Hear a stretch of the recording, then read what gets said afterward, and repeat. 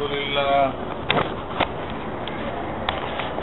لله نحمده ونستعينه ونستغفره ونؤمن به ونتوكل عليه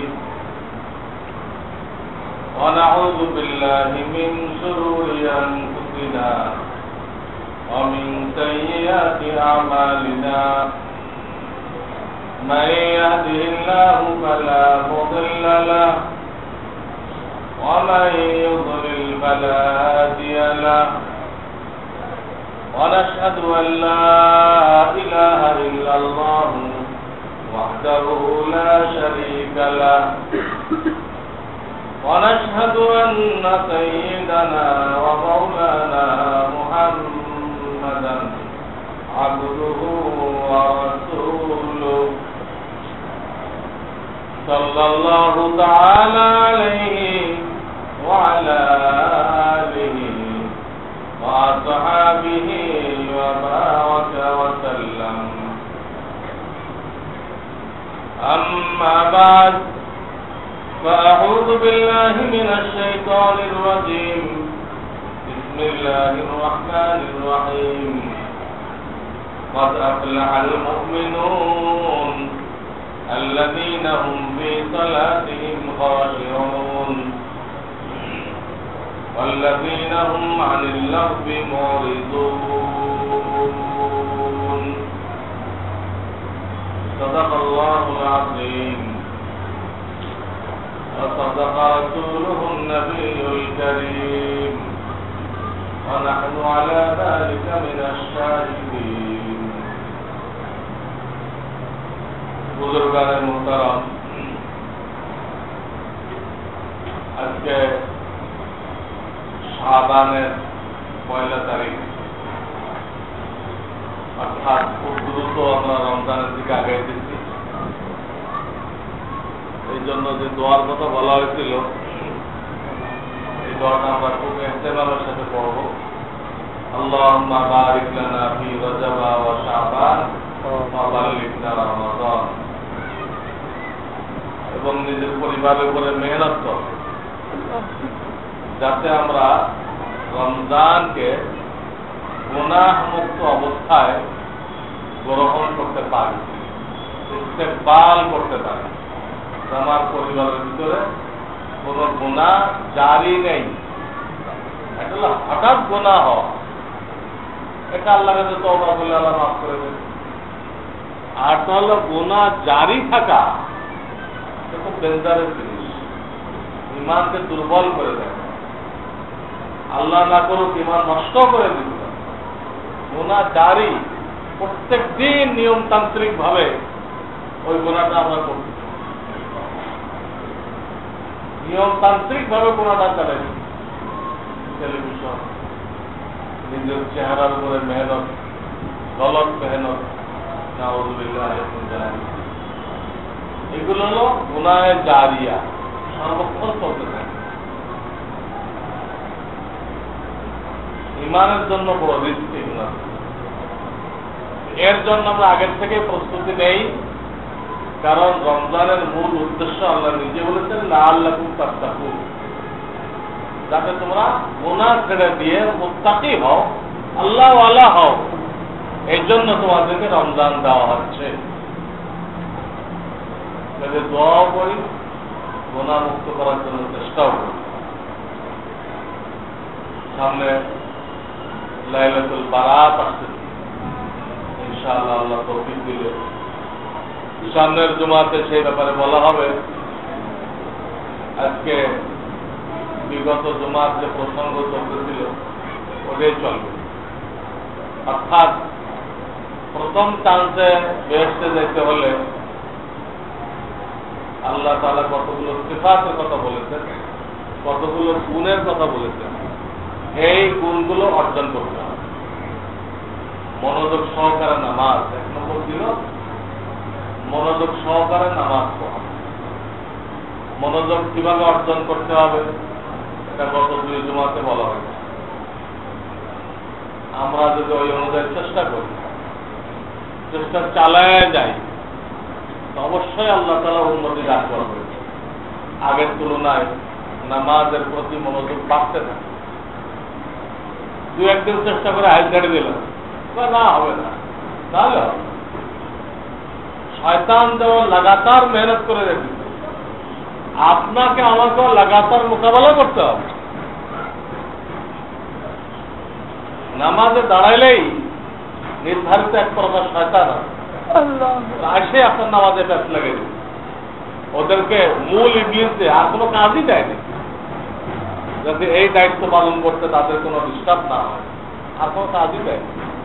ওদের একটাই চাকরি, কোনো মুসাল্লি নামাজে দাঁড়াইলে তুমি দিয়ে প্যাস লাগে দিবে, তার মনোযোগ থেকে এদিক ওদিক দিয়ে দিবে, দাঁড়াইলে এটা শুরু হয়ে যাবে, আর দেরি নেই।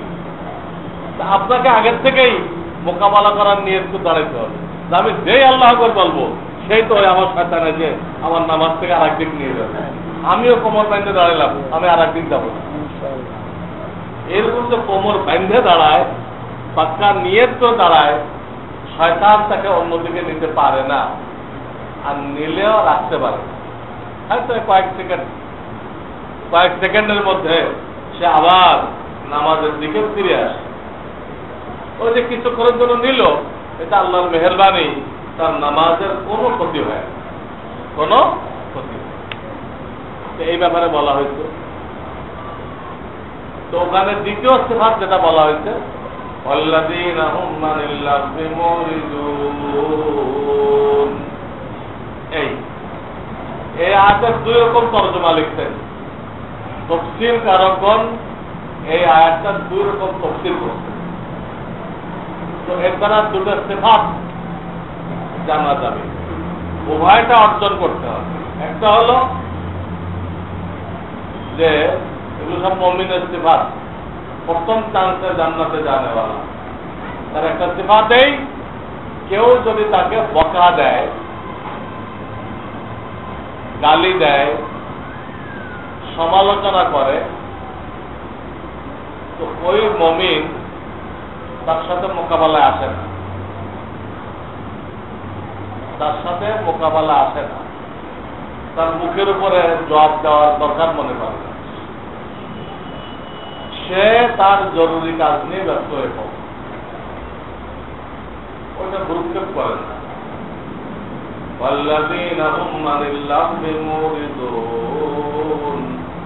তাকে গালি দিলে সে ভ্রুক্ষেপ করে না, তার কাজে চলে যায়। অন্য জায়গায় আরো ক্লিয়ার করে বলা হয়েছে, ফাইদা খাতাবাহুমুল জাহিলুনা ক্বালু সালামা। মূর্খ লোকেরা যখন তাকে গালাগালি করে, বকা দেয়, সে সালাম দেয়, সালাম দিয়ে ভাই আসসালামু আলাইকুম, তো ব্যস্ত মানুষ, দেয় আপনার যা বলতে পারেন তা বলেন। তো সে গালি দিল, এও গালি দিল, যত শরীয়তে যায় না। যদি কেউ আপনার উপরে জুলুম করে, আপনি ওই পরিমাণ বদলা প্রতিশোধ আপনি দিতে পারেন। কোরআন শরীফে কয়েক জায়গা ওয়াজাযাউ সাইয়্যাতিন সাইয়্যাতুন বিমিসলিহা, শরীয়ত আপনাকে অধিকার দিচ্ছে, কিন্তু একটু পরে বলতেছে ওয়ালামান সাবারা ওয়া গাফারা ইন্না যালিকা লামিন আজমিল উমুর। কিন্তু যদি কেউ প্রতিশোধ না নিয়ে সবর করে আর ওই ভাইকে মাফ করে দেয়, এটা অনেক বড় গুণ। আল্লাহ তাআলা তার যে গুনাহগুলো রয়ে গেছে, তার মাফ চাওয়া ছাড়া আল্লাহ নিজ দয়ায় তাকে মাফ করে দেয়। আমার বান্দা তার এক ভাইকে নিজের পক্ষ থেকে মাফ করে দিল, আমি যে রহমানুর রহিম, আমি যদি তার মাফ চাওয়া ছাড়া মাফ না করি, তাহলে আমার রহমানুর রহিমের কি অর্থ হলো? আমার রহমানুর রহিমের কি অর্থ হলো? আল্লাহ মাফ চাওয়া ছাড়া ওকে মাফ করে দেয়। তো প্রতিশোধ নেওয়া ঠিক ওই পরিমাণ, বেশি হয়ে গেলে, আগে আপনি ছিলেন মজলুম, এখন আপনি হইলেন জালেম। প্রতিশোধ নিতে দেয় বেশি নেই, আপনি এখন কি হয়ে গেলেন? জালেম হয়ে গেলেন। হাজ্জাজ বিন ইউসুফ এই উম্মতের সবচেয়ে বড় জালেম, হাজ্জাজ বিন ইউসুফ। কিন্তু আপনি তার নামে এমন একটা দোষারোপ করলেন যে হাজার অন্যায় করলেও ওই অন্যায়টা করে নাই, এমন একটা কথা আপনি হাজ্জাজ বিন ইউসুফের নামে বললেন।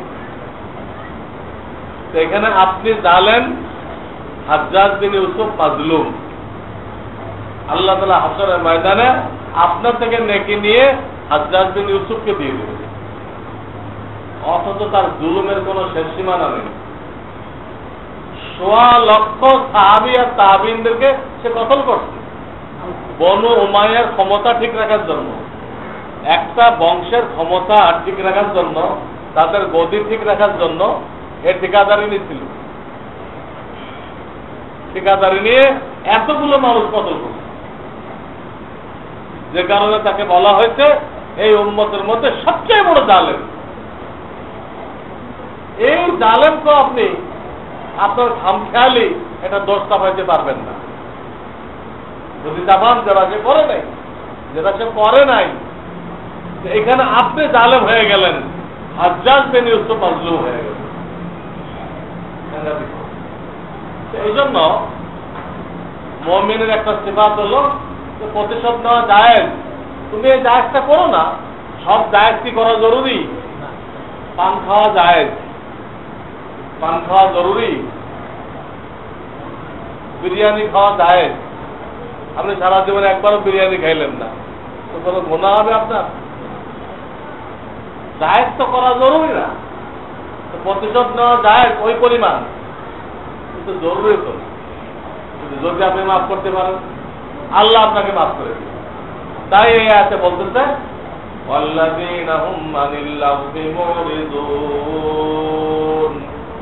তারা তাকে বকা ঝকা করলে, ওই যে বকা দিল তাকে বকা দেয় না, তাকে গালি দেয় না, সালাম দিয়ে চলে, ওকে মাফ করে দেয়। একটা সিফাত। এই ব্যাপারে কিতাবের মধ্যে এক আজীব ঘটনা লিখছে, দিল্লির ঘটনা। এটা হাকিমুল উম্মত ওনারা লিখতেন। এক লোক শুনছে হারকুলেরা রঙ্গ বইয়ের দিগার আছে, প্রত্যেক ফুলের রং ঘেরান ভিন্ন ভিন্ন, এবং প্রত্যেক বুজুর্গ যারা তাদের শানও ভিন্ন ভিন্ন। এক এক বুজুর্গের এক এক রকম শান, এক এক রকম স্বভাব। এক লোকের খুব হাউস হয়েছে যে বুজুর্গদের শান যে আলাদা আলাদা, এটা আমি একটু দেখতে চাই কিরকম আলাদা। তো উনি ওনার এলাকায় একজন বুজুর্গ লোক ছিল, তার কাছে তো শুনলাম প্রত্যেক বুজুর্গের শান আলাদা আলাদা, আমি একটু দেখতে চাই। তুমি নিষেধ করো, কি থাকা পড়ছে তোমার? তোমার এটা কি থাকা পড়ছে? এটা দেখা, নিজের কাজ করো, জরুরি কাজ করো, এই তামাশা করার সময় কোথায়? কয় না হুজুর, আমার সাংঘাতিক বুজুর্গদের স্থান দেখবো, এও না করবা। তখন ওই বুজুর্গ বলতেছে ঠিক আছে, দেখবাই যখন তো অমুক দিল্লির অমুক মসজিদে যাবো। ওই মসজিদের 3 জায়গায় 3টা লোক বসে থাকবো, খুব টিকিটের মধ্যে মশগুল আছে, আল্লাহর টিকিট করছে। দোকান দাও, যে 3 জনকে পিছনের দিকে একটা থাপ্পড় দিব, আর কিছু বলবো, মুখে কিছু বলবো না। তারপরে বুজুর্গদের স্থান যে আলাদা আলাদা, আজিব আজিব বুঝে আসবে। পয়লা জনে পিছন তার থাপ্পড় না, উনি ফিরেও চায় না, ফিরেও চায় না, উনি ওরা চিকেন নেবেন, টাইমই নেই। ভাই তুমি কে, কেন থাপ্পড় মারলা, মশা মারলা, কোনটা করলা? হ্যাঁ, এই তাকিব করার তার টাইম। অক্ষরে অনেকবার সুবহানাল্লাহ পড়া হবে, অনেকবার আলহামদুলিল্লাহ পড়া হবে, তাহলে কাজের কাজ করি, কোনো কারণে মারছে, হয়তো মশাও মারতে পারে, এর ফিরেও যায়। আমি বলছিলাম কত জমায় বাচ্চা খবর দিতে পুরস্কার নিচ্ছে, তাই 10টা পুরস্কার নিয়ে যাও, পথে একজন আপনাকে গালাগালি শুরু করছে, আপনি তার সাথে লিপ্ত হবেন তর্কে? লিপ্ত হলে তো আপনার পুরস্কার টাইম মতো পড়তেও পারবেন না, পুরস্কার নেই। সেখানে কি কাজ করবেন? এই বুজুর্গের ওই সাপ চাইও দেখেন। আচ্ছা, কিন্তু এক বুজুর্গের পিঠে দিয়ে ধাপড় মারছে, উনি অর্ধেক ফিরে ওর পিঠেটা মারছে ধাপড়, মানে আবার দিকে শুরু করছে, কোনো কথা নেই, কোনো কথা নেই, ধাপড় দিতে দিকে শুরু করছে। এরপরে গেছে তৃতীয় বুজুর্গের কাছে, এরও একটা মারছে, তাহলে সে ওর দিকে ফিরে ওর হাত বোলাই দিচ্ছে, ভাই তুমি কষ্ট পাইছো, তুমি কেমনে এসে পড়লে আমার পেটের উপরে, তোমার হাতে ব্যথা লাগছে কিনা? ওর হাত ঠিক করে দিচ্ছে। পরে উনি ফিরে আসছেন, আসে ওই পয়লার যে পাঠাইছে তারা বললো যে আমি দেখে আসছি সব বুজুর্গের শান্তি আলাদা আলাদা সব দেখে, কিন্তু বুঝতে পারলাম না এই 3 জনের কাজের ব্যাখ্যা। ওই বুজুর্গ বুঝাই দিচ্ছে যে প্রথম ব্যক্তি সে দেখছে যে আমার হায়াতের খুব দাম, এটা একটা মিনিট একটা সেকেন্ড লস করা ঠিক না, প্রত্যেকটা সেকেন্ডে আমার হায়াত বরফের মতো গলে যেতেছে, আমার সময়টা কাজে লাগাইতে হবে, এই জন্য সব ফিরেও চায় নাই তোমার। দ্বিতীয় বুজুর্গ চিন্তা করতে এই যে আমারটা সাপোর্ট দিল, আশঙ্কা আছে আল্লাহ তাআলা একে পাকড়াও করতে পারে। আল্লাহ তাআলা তার আদিব শান, আল্লাহর শানে কেউ গুস্তাখি করলে আল্লাহ ওর সাথে ভ্রুক্ষেপ করেন না, তার রিজিক বন্ধ করেন না, কিন্তু আল্লাহর কোন অলিকে কষ্ট দিলে এটা আল্লাহ তাআলা বরদাস্ত করেন।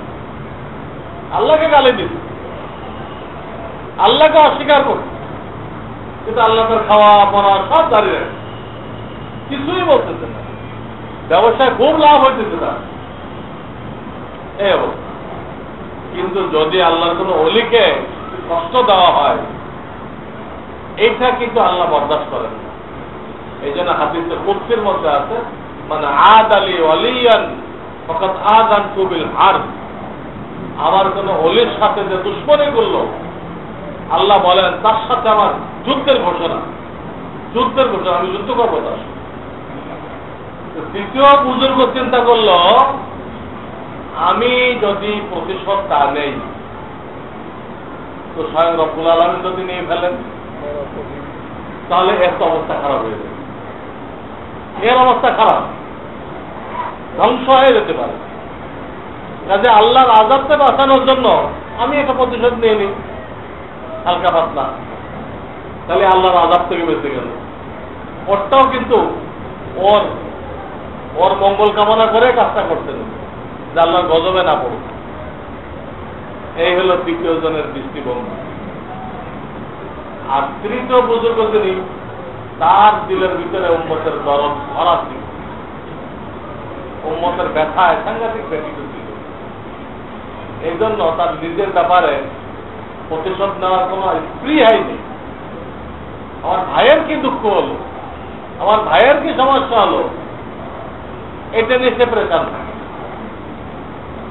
উম্মতের উপরে শফকত, যেটা আল্লাহ রাসূল সাল্লাল্লাহু আলাইহি ওয়াসাল্লামের ভিতরে সবচেয়ে বেশি, যে আমার একটা উম্মতিও দোজখে না যায়, আমার একটা উম্মতিও দোজখে না যায়, এই টার্গেট করে তিনি দাওয়াত দিতেন মানুষকে বুঝাইতেন। তৃতীয় ব্যক্তির ভিতরে এটা প্রবল ছিল, এই জন্য সে উল্টা তার হাত তুলে দিত। তো এখানে সবারটাই ঠিক আছে, কিন্তু কোরআনের সাথে প্রথম ব্যক্তিটা বেশি মেলে। কোরআন যে বলতে মাফ করে দাও, যে তুমি তোমার কাজে মশগুল হয়ে যাও, এটা প্রথম ব্যক্তির মধ্যে বেশি পাওয়া যায়। এইটাই আপনার আমার অনুসরণ করতে হবে। সে একটা কইল, আমি একটা কইলাম, এটা মমিন, প্রকৃত মমিনের কাজ না, কোন নবীর শান না, কোন নবীর আখলাক না। এই জন্য আমি বলছিলাম গত জুমাতে, নূহ আলাইহিস সালামকে তার কওমের লোকেরা বলল, গোত্রের লোকেরা বলল, ইন্না লানারাকা ফি যালালিম মুবিন, সূরা আরাফ 8 পারা। আমরা তো আপনাকে পথভ্রষ্ট দেখি, বাপদাদা এক রাস্তায় চলছে, মূর্তি পূজা করছে, আর আপনি কইতেছেন ওটা বলো, আপনি পথভ্রষ্ট হয়ে গেছে। তার গোত্রের লোকেরা তাদের মধ্যে আপনি তো পথভ্রষ্ট হয়ে গেছে, এই কথা বলছেন। কিন্তু উনি এইভাবে উত্তর দিলেন না, তোমরা তো সবাই পথভ্রষ্ট, তোদের বাপদাদাও পথভ্রষ্ট, খালি বললেন ইয়া কওমি লাইসা বি যালালাতুন ওয়ালাকিন্নী রাসূলুম মির রাব্বিল আলামিন। হে গোত্র, তোমরা যা বুঝতেছো আমি পথভ্রষ্ট হয়ে গেছি, এটা ঠিক না। আমার মধ্যে কোনো গোমরাহি নেই, আমি তো আল্লাহর রাসূল। ওর আকবার আর এক আয়াত আছে, হুদ আলাইহিস সালামকে তার গোত্রের লোকেরা বলল, ইন্না লানারাকা ফি সাফাআ, হে হুদ, আমরা তো আপনাকে বেকুব দেখতেছি, আপনার কাজকর্মে আমাদের মনে হইতেছে আপনি একটা বেকুব মানুষ, এই মনে হচ্ছে। উনি এটা বললেন না তোমরাও বেকুব, তোমাদের বাপেরও বেকুব, এটা বললেন। উনি বললেন ইয়া কওমি লাইসা বি সাফাহাতুন ওয়ালাকিন্নী রাসূলুম মির রাব্বিল আলামিন। হে আমার গোত্রের লোকেরা, আমার মধ্যে কোনো বেকুবি নেই, ভুল বুঝছেন, আমি তো আল্লাহর পক্ষ থেকে রাসূল, তোমাদের হেদায়েতের জন্য আছি, তোমরা আমাকে ভুল বুঝতেছ। দেখেন, মুখের উপরে জবাব দিলেন না, তুমিও বেকুব, তোমার বাপেও বেকুব। এটা হলো আম্বিয়া কেরামের সিফাত, আর এটা মুমিনদের সিফাত। আমার গালি দিতে আমার একটা দিতে হবে, হ্যাঁ, আমাকে এক আঙুল দেখাইতে তো চোখ তুলে দেবো, আমার 2 আঙুল দেখাইতে হবে, এটা মুমিনের সিফাত না, কোন মুমিনের শান না।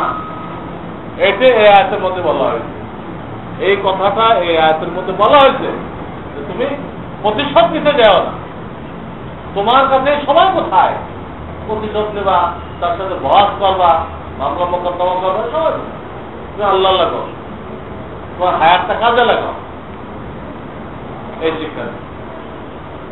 এই হলো একটা সিফাত, যে আমাদেরকে কেউ সমালোচনা করলে, গালি করলে, দিলে আমরা তার পিছনে পড়ব, তার প্রতিশোধ নেওয়ার জন্য পরেশান হব।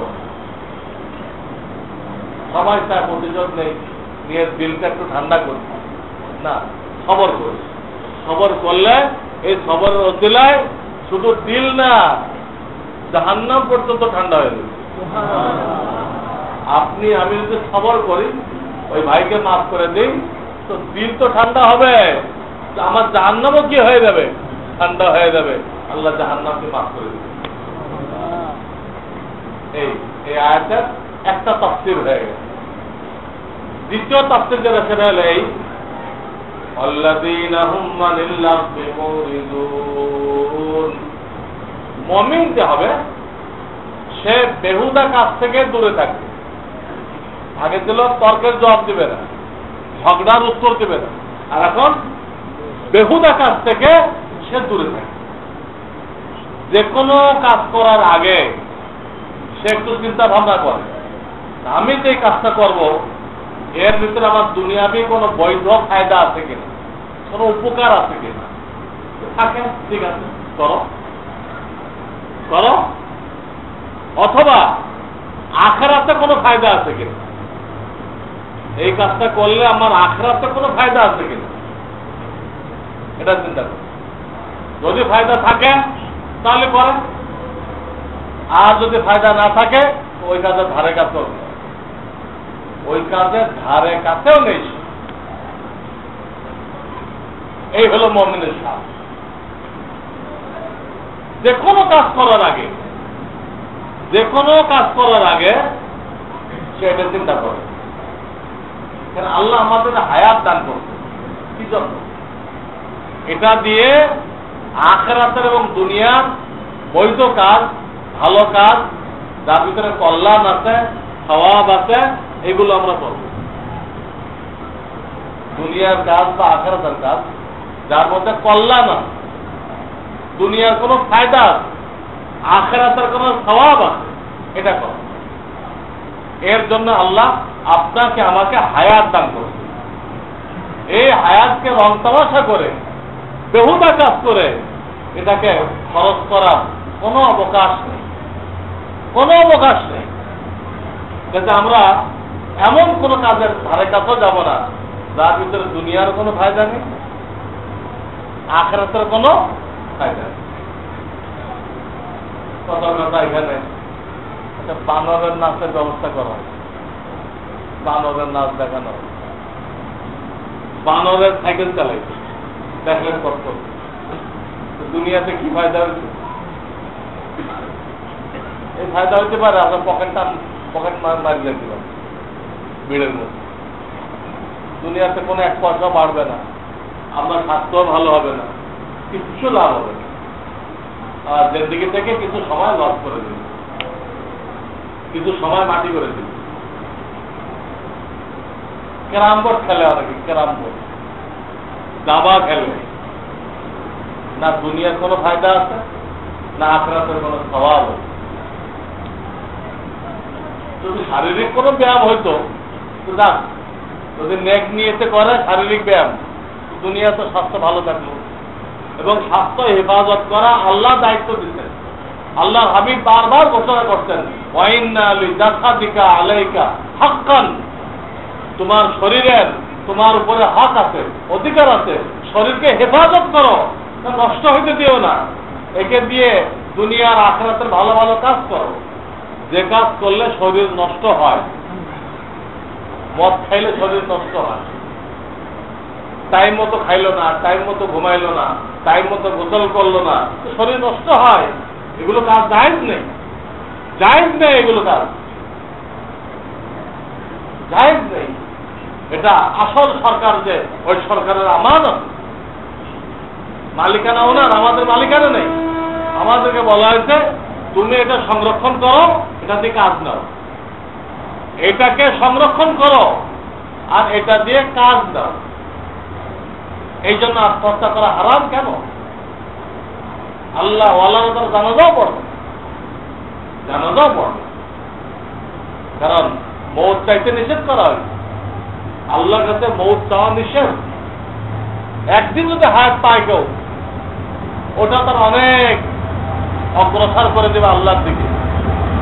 মুমিন যত হায়াত পায় তত সে আল্লাহর দিকে অ্যাডভান্স হয়, তওবা করতে পারে, আল্লাহ করতে পারে, সুবহানাল্লাহ পড়তে পারে, আলহামদুলিল্লাহ পড়তে পারে। একবার সুবহানাল্লাহ পড়লে মিজান নামক দাড়িপাল্লার অর্ধেক ভরে যায়, আর আলহামদুলিল্লাহ পড়লে বাকি অর্ধেক ভরে যায়। হায়াত থাকলে এগুলো করা যাবে, হায়াত না থাকলে কি দিয়ে করা হবে? এই জন্য হাদিসে পাকের মধ্যে মৃত্যু চাইতে মানা করা হবে। নেক হায়াত চাও, যাতে আল্লাহর জিকির আজকার করে, আল্লাহর দ্বীনের খেদমত করে, নামাজ রোজা করে তুমি আল্লাহর দিকে আরো বেশি অগ্রসর হতে পারো। নেক হায়াত চাও, মৌতের জন্য তাড়াহুড়া করো। এই হায়াতটাকে দুনিয়ার আখিরাতের ভালো কাজে লাগাইতে হবে, কোনো বেহুদা কাজে লাগানো যাবে না। এর 2 সেকেন্ড ব্যয় করে সুবহানাল্লাহ পড়লেন, 2 সেকেন্ড ব্যয় করে। মিজান নামক দাড়িপাল্লা এত বড় দাড়িপাল্লা যে এর ভিতরে 7 আসমান জমিন এর ভিতরে ধরে যায়, জায়গা হয়ে যায়। আল্লামা কুসতুলানী রাহমাতুল্লাহ আলাইহি, যিনি বুখারী শরীফের ব্যাখ্যা লিখতেন, উনি একটা হাদিস আছেন, দাউদ আলাইহিস সালাম আল্লাহকে দেখতে চাইছিলেন, আল্লাহ ওই দাড়িপাল্লা আমি দেখতে চাই, হাশরের ময়দানে দাড়িপাল্লা কায়েম করবেন। তো আল্লাহ তাআলা ওনার সামনে পেশ করলেন। এই মিজান দেখার পরে উনি বেহুশ হয়ে গেছেন।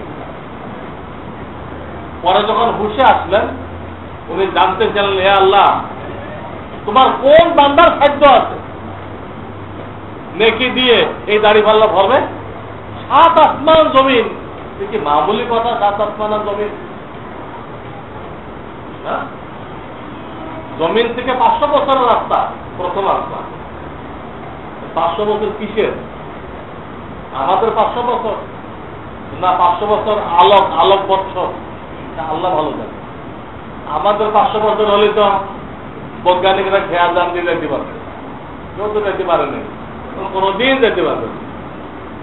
যতই দাবি করছে আমরা তাদের বলছি, কিন্তু হাজারো লোক রয়ে গেছে, এটা ভুয়া, এটা ভুয়া। ওই সময় আমেরিকা রাশিয়াকে ডাউন দেওয়ার জন্য একটা নাটক সাজাইছে, কেউ তাতে যায়নি। আমেরিকার জ্ঞানীরা কইতেছে, কয়েকদিন আগে পত্রিকা দেখলাম, সেখানে কত শতাংশ লোক ওরা বিশ্বাসই করে না।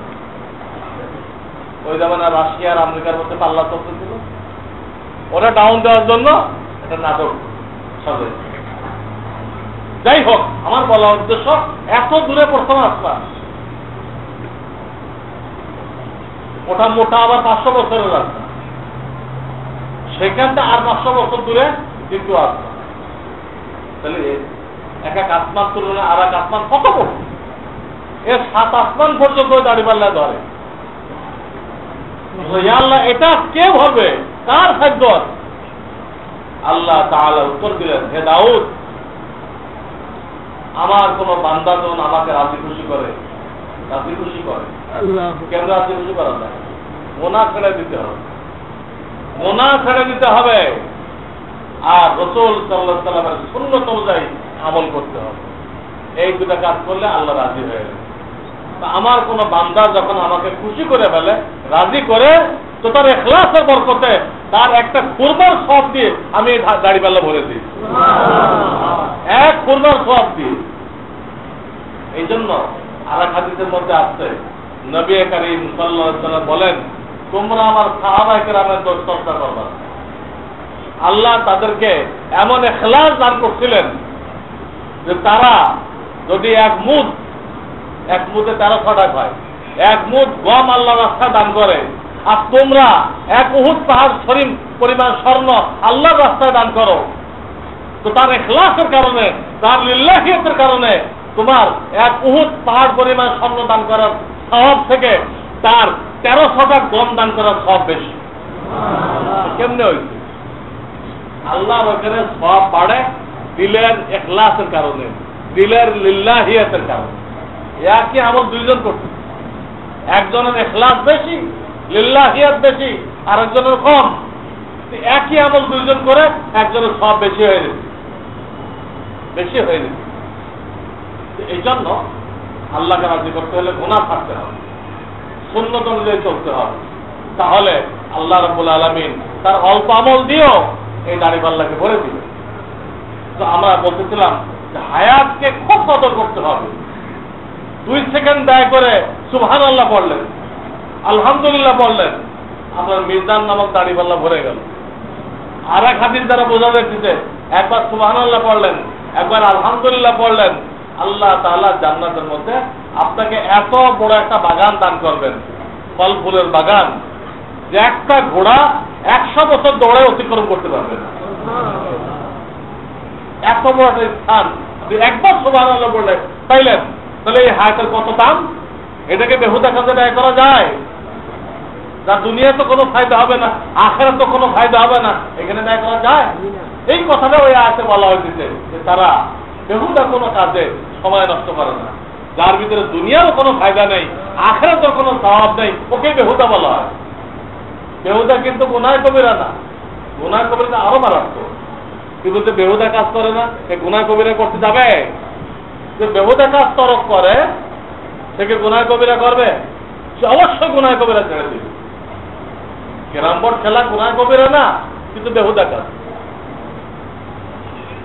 একজন মুমিনের শান না সময় নষ্ট করে, শান না।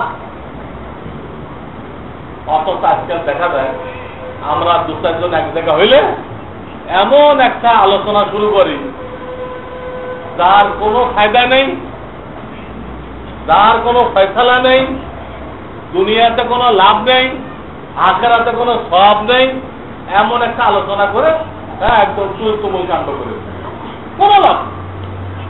কোন লাভ কথার কথা দুর্যোগের এক জায়গায় হয়েছে তাকে দিচ্ছে একজন আলোচনা উঠাই দিল এই যে সরকার ঘোড়ের কাছে 1 ঘন্টা আগে আনছে কি লাভ হয়েছে একজন উঠাই দিল আরো জন আর কি বহুত লাভ হয়েছে সে লাভের একটা ফিরিস্তি বাইর করবে আরে অসুবিধাটা ফিরিস্তি বাইর করবে এই নিয়ে 1 ঘন্টা বহাত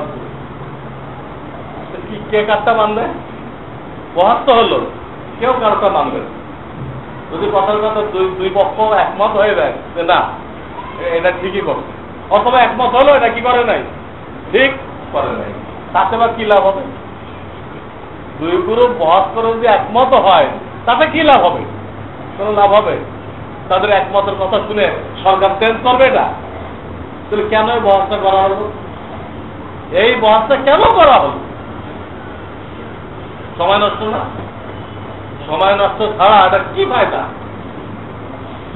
কোনো ফায়দা নেই আমরা তো মুক্তি আমাদের কাছে লিখিত ভাবে টেলিফোনে সারাদিন লোকেরা মাসলা ইউজ করে কিছু লোক এমন প্রশ্ন করে যে সময় নষ্ট করা ছাড়া মূল্যবান হায়াত নষ্ট করা ছাড়া ওই প্রশ্নের মধ্যে কোনো ফায়দা নেই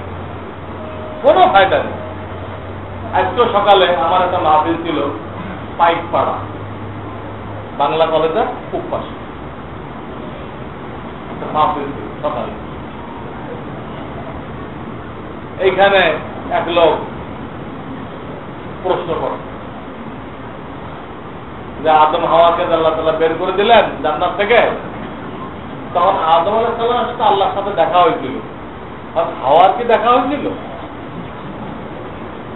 এটা আপনার কি কাজে লাগবে আমি বলে দেই তাহলে কি ফায়দা হবে বলেন অথবা এটা কবরে প্রশ্ন হবে কিনা বা হাসরে কোনো প্রশ্ন হবে কিনা না অনেকদিন ধরে আমাদের কৌতূহল এটা আমার জানার একটা ইচ্ছা কোনো দরকার নেই যা হল করতে গেলে আপনার সময় নষ্ট হবে আমার সময় নষ্ট হবে তবে কোরআনে আয়াত তরফ দেখা যায় আল্লাহ তাআলা দুজনকে একসাথে কথা বলতেন নিষিদ্ধ ফল যখন খাইলো তো দুজন এক জায়গায় ছিল ওই অবস্থা আল্লাহ কথা বললেন আলাম আনহাকুমা আনতিল কুমা শাজারা ওয়া আকুল লাকুমা ইন্নাশ শাইতানা লাকুমা আদুউম মুবিন ক্বালা রব্বানা যালামনা আনফুসানা ওয়া ইল্লাম তাগফির লানা ওয়া তারহামনা লানাকুনান্না মিনাল খাসিরিন উভয়কে বললেন হে আদম হাওয়া আমি কি তোমাদেরকে এই গাছের ফল খেতে মানা করি নাই আমি কি তোমাদের দুজনকে বলি নাই যে শয়তান তোমাদের প্রকাশ্য দুশমন সব কথাগুলো দুইজনকে বল তখন তারা দুজনে বলল ক্বালা রব্বানা যালামনা আনফুসানা রব্বুল আলামিন আমরা নিজের উপরে জুলুম করেছি আল্লাহর কথা তাদের উত্তর তারা দেখা দিতে দুজনকে আল্লাহ তাআলা একই সময় সম্বোধন করছে জবাব কোরআন আছে কিন্তু এমন বিষয় নয় যেটা কবরে সওয়াল করা হবে এমন বিষয় আর এক লোক আসছে রাত 11টা-12টা ঘুমের টাইমে ফোন করছে কি ফোন আমরা প্রায় বন্ধু করছিলাম একটা প্রশ্ন আটকাই গেছে জটিল প্রশ্ন কি এটা বললে এই যে আসহাবে কাহফের সাথে একটা কুত্তা ছিল কোরআন শরীফে আসহাবে কাহফের ঘটনা আছে না হ্যাঁ ওরা বাচ্চা সবাই মুশরিক বানাইতেছিল ওরা বাচ্চা থেকে তাওহীদ আল্লাহর একত্ব নিয়ে ভেঙে চলে আসলো ওদের নামে একটা সূরা আছে ওদের নামে 15 পারায় কি আছে একটা সূরা এই সূরার পয়লা 10 আয়াত যে তেলাওয়াত করবে প্রত্যেক শুক্রবার আল্লাহ তাকে দাজ্জালের ফিতনা থেকে হেফাজত করবে দাজ্জালের ফিতনায় পড়ে গেলে ঈমান রক্ষা করা মুশকিল এরা কয় বন্ধু মিলে একটা বিপদে পড়তে হল করতে পারতেছে না যে আসহাবে কাহফের যে কুত্তাটা ছিল এটা কালার কি ছিল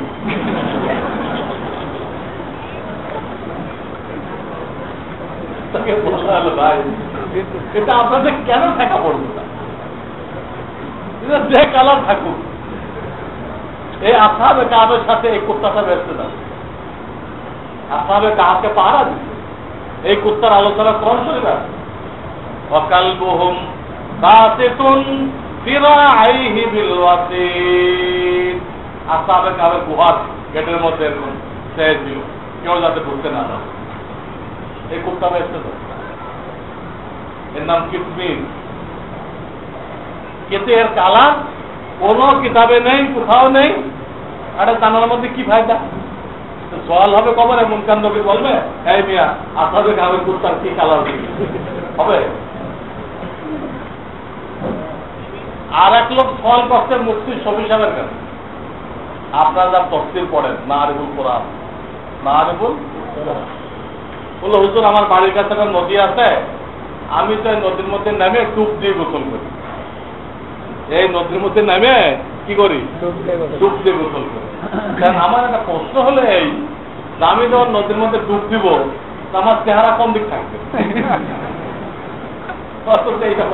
কোন আয়াতও নেই, কোন হাদিসও নেই যে নদীতে ডুব দেওয়ার সময় চেহারা কোন দিক থাকবে।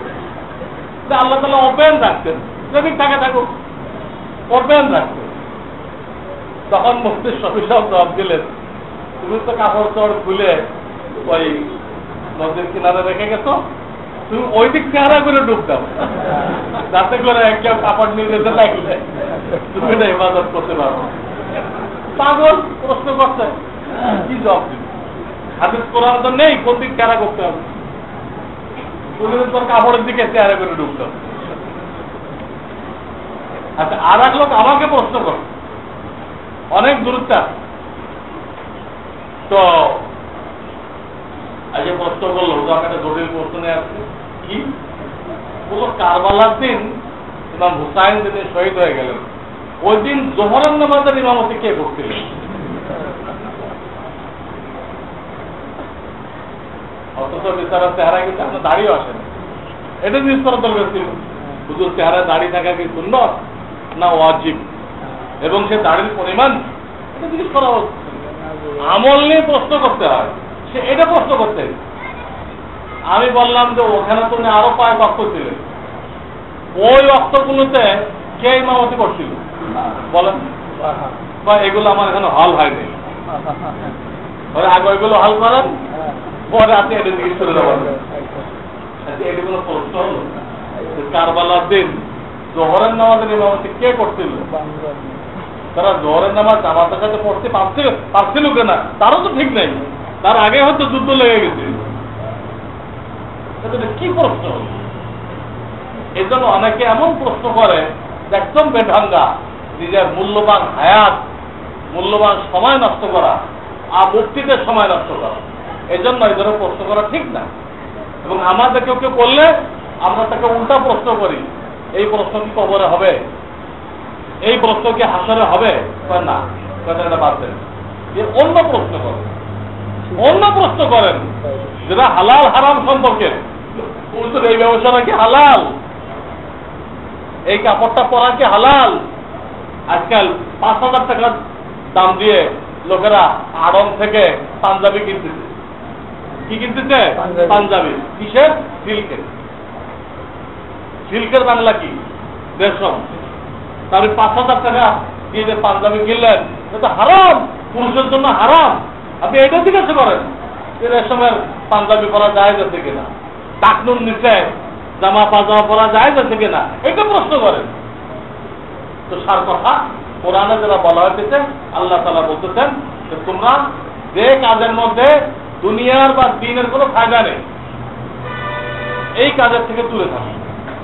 তুমি একজন মুমিন, তোমার কাছে হায়াতের অনেক দাম, তোমার কাছে সময়ের অনেক মূল্য। এটাকে হিসাব করে করে ব্যয় করতে হবে, হিসাব করে করে ব্যয় করতে হবে। তাহলে তুমি কামিয়াব, গুনাহ থেকে বাঁচতে পারবা।